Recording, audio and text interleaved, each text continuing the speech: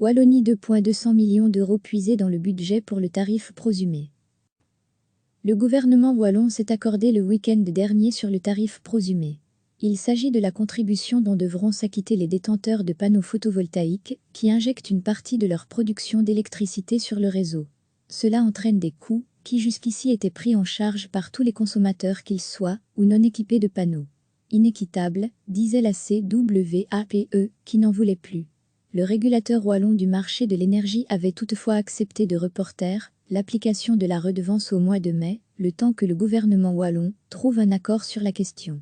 Dégager un terrain d'entente qui satisfasse à la fois la CWAPE, le MR, Écolo et le PS n'a pas été simple.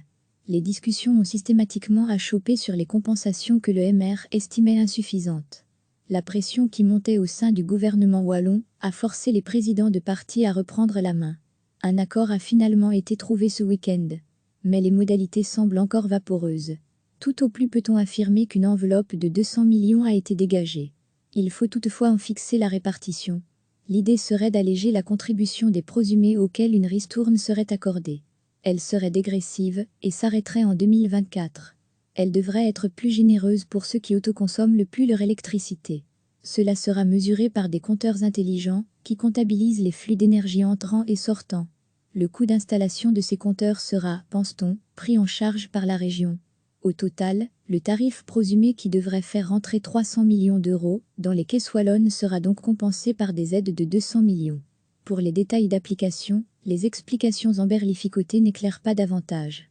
Il faudra attendre les arrêtés d'application et espérer que la CWAPE marque son accord. Parce que c'est elle, et non le gouvernement, qui a la main haute sur ces questions.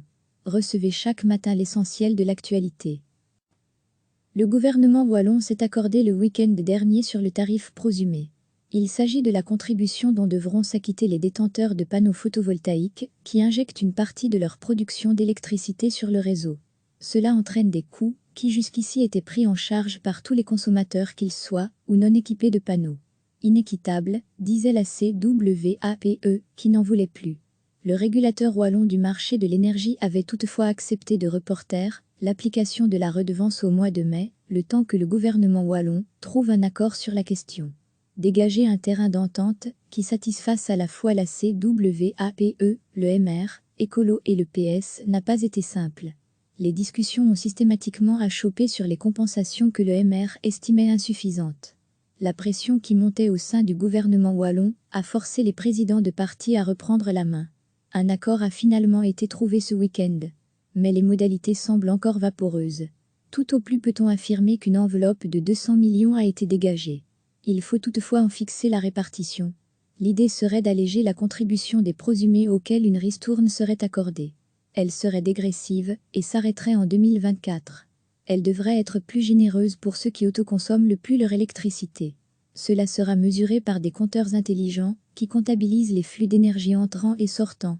Le coût d'installation de ces compteurs sera, pense-t-on, pris en charge par la région. Au total, le tarif prosumé qui devrait faire rentrer 300 millions d'euros dans les caisses wallonnes sera donc compensé par des aides de 200 millions.